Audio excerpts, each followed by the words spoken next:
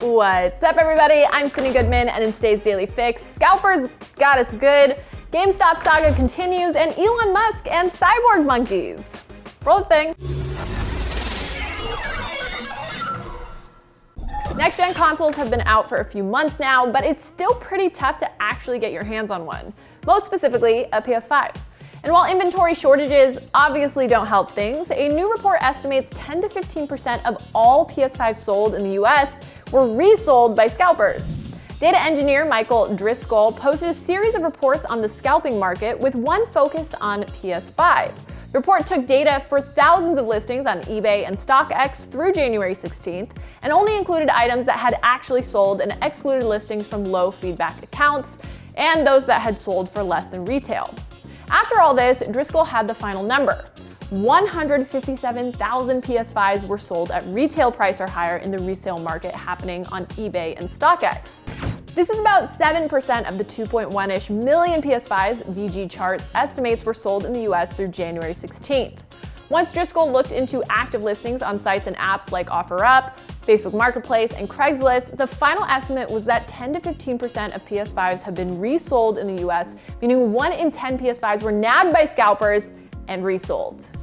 Driscoll estimates that scalpers have made $43.2 million in profit, with eBay, PayPal, and StockX making a combined $15.9 million from their cut of resales. If you were hoping that waiting out the next-gen market would score you a PS5 for cheaper, I have bad news. On eBay and StockX, the most recent estimated average price for a digital edition PS5 is $799, and a disc edition is $849, so you'll have to wait a bit longer if you're not having luck with retailer drops. With all that said, we can't be totally sure about the figures involved. Sony has yet to release its own official data for launch, but the report definitely puts things into perspective. It's interesting though. Obviously, $43.2 million in profit is a metric ton of money, and when I hear 1 in 10 PS5s are resold by scalpers, it does sound like a lot. But I'm not sure if it's because I've been desensitized by the sneaker market. In a way, I kind of expected this.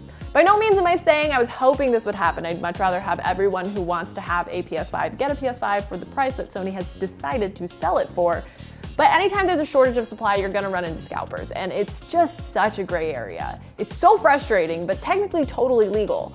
I'm curious if there will ever be a boiling point where there's some policy to control things, and without going into it too much, I think regulating bots makes the most sense to me because it levels the playing field. But I don't know. Let me know what you think in the comments. If you thought this was gonna be a daily fix where we don't talk about the GameStop Reddit stock saga, you were wrong. Despite the whole ordeal still going strong and there really not yet being any resolution, the rights to a movie being based on all this is already in the works. Reported by Deadline, MGM has acquired the book proposal, The Anti-Social Network, from New York Times bestselling author Ben Mesrick, which will tell the story of, quote, a ragtag group of amateur investors, gamers, and internet trolls who brought Wall Street to its knees. Insiders say that Mesrick and his reps took the book proposal to market last week, and by Friday night, MGM had acquired the rights to a film adaptation. Didn't this whole thing come to mainstream prominence early last week? Sonic is fast, but apparently Mesrick is faster, and that was a bad joke. If you're wondering why MGM is so trusting over this random author, well, he's not actually so random. You've more than likely watched adaptations of his books before. Mesrick's The Accidental Billionaire, the founding of Facebook, a tale of sex, money, genius, and betrayal, was turned into The Social Network, one of the best movies of the 2000s, in my humble opinion. And I'd be curious how much the title of the film has influenced the title of this GameStop book, The Anti-Social Network. Mesrick also wrote the book Bringing Down the House, the inside story of 6 MIT students who took Vegas for millions, which was adapted into 21. Man, this guy names his novels like a member of Panic at the Disco back in the Fever You Can't Sweat Out days. Good album. In other news, Elon Musk claims one of his companies has implanted a device into a monkey's brain in hopes to make it play mind pong with another cyborg monkey. You heard me right.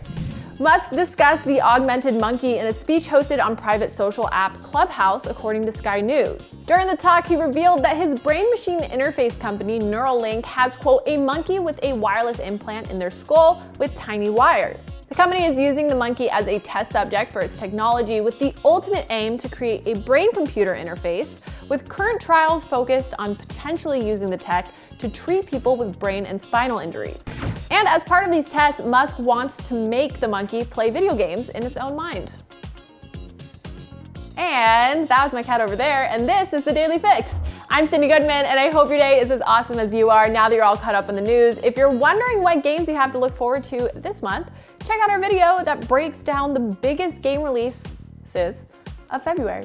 Download the IGN app on all your mobile devices, subscribe to the Daily Fix on Snapchat, and for all things everything else, IGN.com.